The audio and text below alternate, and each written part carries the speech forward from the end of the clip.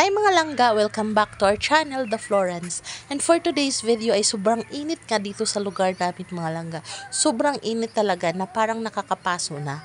At pumunta nga kami ng palengke mga langga kasi nga bibili kami ng ulam namin para sa hapunan. At habang nagbibiyahe kami ay naisipan ni Dada na dumaan muna sa isang kainan kasi gusto niyang magpalamig. Gusto niyang uminom ng malamig na inumin kasi nga sa sobrang init. Sobrang nauuhaw daw siya.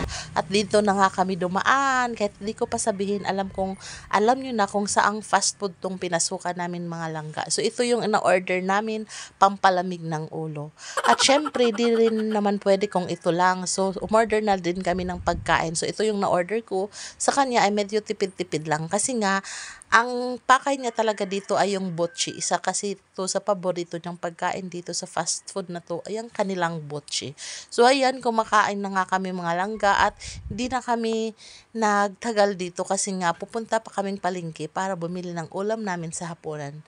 O diba, habang kumakain kami dyan ay medyo nabawasan na ang init ng ulo ni Dada mga langga. Kanina, sobrang init ng ulo niya. Dala na rin siguro ng katandaan or dahil dala rin ng init ng panahon. O ito na yung paborito niya mga langga, botchi. Ito talaga yung pinakapakay niya dito. Bakit? Ito yung pinili niya na kainan namin. At hanggang dito na lang mga langga. Bye-bye! Maraming salamat po sa patuloy niyong suporta sa aming munting channel. At sana hindi kayo magsawang sumuporta at sa mga hindi pa nakapag-subscribe, please like, share, and subscribe. God bless everyone. See you in our next vlog.